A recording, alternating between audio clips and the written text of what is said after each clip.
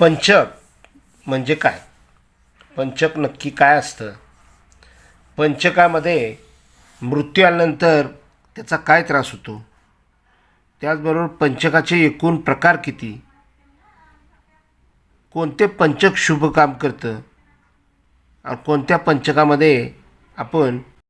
पंचकामध्ये आपण शुभ कार्य करायचं नाही? तर याविषयीची माहिती मी तुम्हाला या व्हिडिओमध्ये देणार आहे. तो हिंदू धर्मात कोणतेही शुभ कार्य करण्यापूर्वी महत्त्वाचा विचार केला जातो.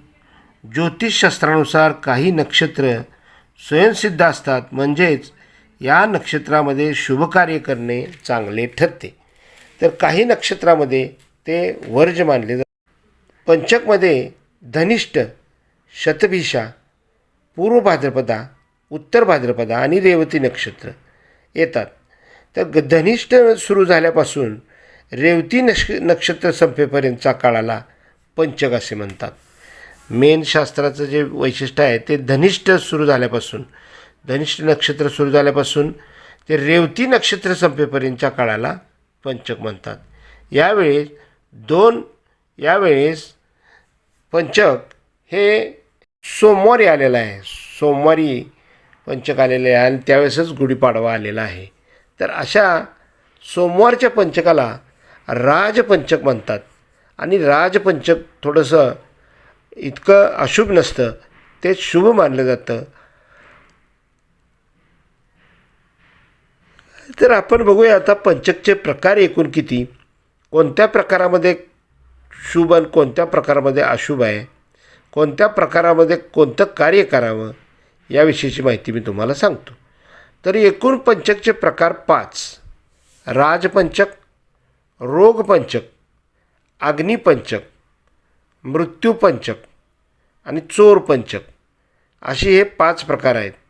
तर ह्या 5 प्रकारामध्ये आपण सगळ्यात पहिलं जे सोमवारी येणाऱ्या पंचकाला आपण राजपंचक असे म्हणतात.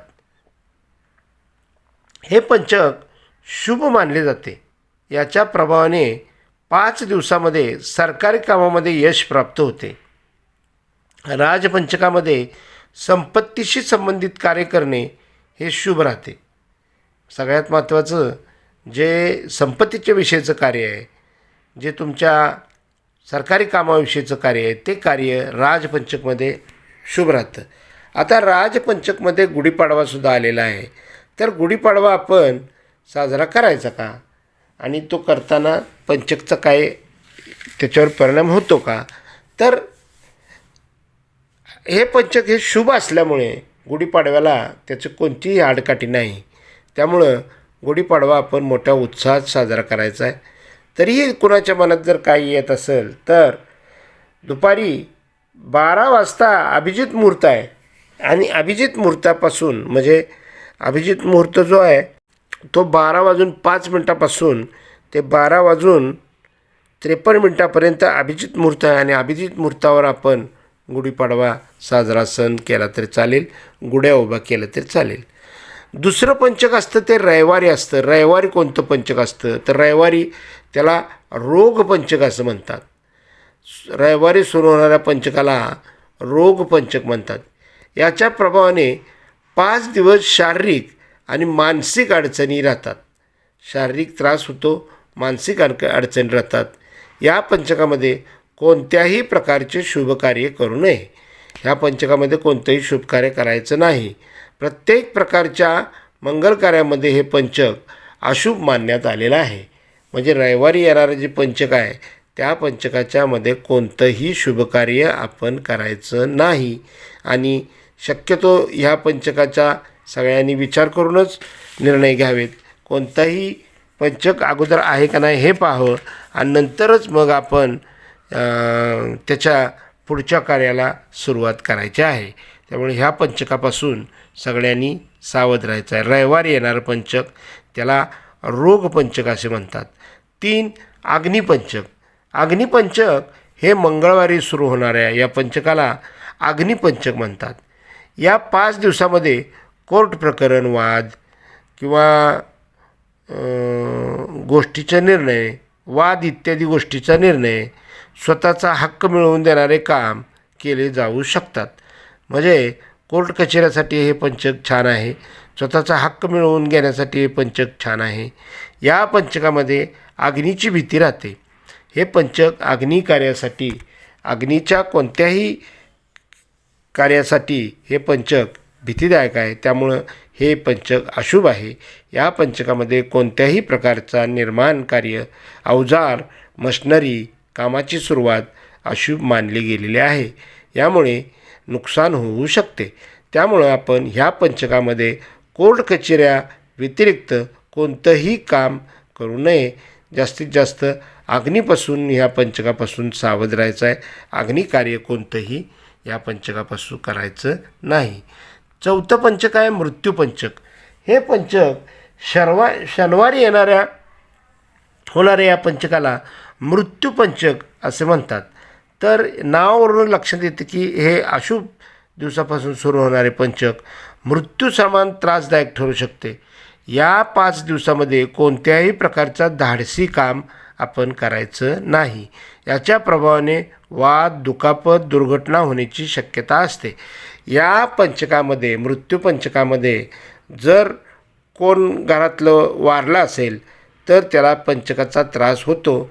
म्हणून दर्भाचे 5 काड्या आपण ह्या पंचकाबरोबर मृत्यूच्या त्या शवाबरोबर आपण जाळायच्या आहेत किंवा कणकेच्या 5 बाहुल्या करायच्या आणि त्या 5 बाहुल्या आपण मृत्यू जो पावलेला माणूस आहे त्याच्या छातीवर ठेवून आपण त्यांचं पूजन करून आपण त्या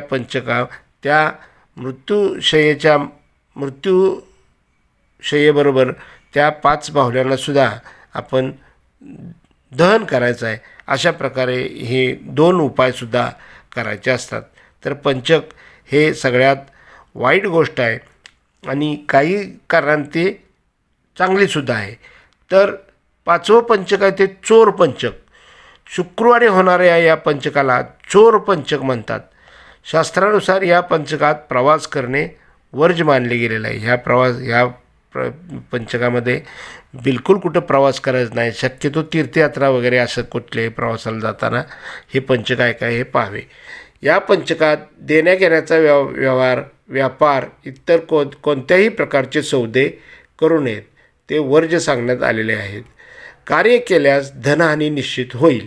तुम्ही व्यापार करणार असाल, इतर कोणत्या प्रकारचे सौदे करणार असाल, देवाणघेवाण करणार असाल, ते वर्ज्य करावे. कारण तुम्हाला त्याची धनहानी होण्याची निश्चित शक्यता आहे. या व्यतिरिक्त बुधवार आणि गुरुवार या दिवशी सुरू होणाऱ्या पंचकात येथे सांगण्यात आलेले सर्व गोष्टीचे पालन करणे आवश्यक मानण्यात आलेले आहे. म्हणजे ह्या सांगितलेल्या चोर पंचकामध्ये बुधवार आणि गुरुवारसुद्धा बसतो. त्यामुळे बुधवार गुरुवारसुद्धा पंचकामध्ये आपण कोणतंही शुभकार्य करायचे नाही. असे 5 पंचकाचे प्रकार आहेत. तर अशा प्रकारे आपण हे पंचकाचे प्रकार आपण हे करायचे आहेत. त्याशिवाय मी तुम्हाला प्रत्येक पंचकामध्ये कोणते कार्य करू नये, कोणते कार्य करावे हे विस्तृत परत सांगणार आहे. त्याचे वेगवेगळे व्हिडिओ आहेत. त्याच्यामध्ये सगळ्यात महत्त्वाचं मृत्यूपंचक. हे मृत्यूपंचक फार वाईट असतं आणि त्या पंचकामध्ये जर मृत्यू झाला तर मृत्यू झाल्यानंतर त्याचा फार मोठा त्रास होतो आणि बाकीच्या लोकांचीसुद्धा जीवितहानी होण्याची शक्यता असते. म्हणून त्याची माहिती मी सेपरेट मृत्यूपंचक म्हणून करणार आहे. तर त्या मृत्यूपंचकामध्ये त्याची पूर्ण माहिती मी देण्याचा प्रयत्न करील. तर ही दिलेली माहिती तुम्हाला आवडली का? आवडली असेल तर लाईक करा, कमेंट करा आणि माझ्या चॅनलला सबस्क्राईब करा. धन्यवाद, धन्यवाद, धन्यवाद.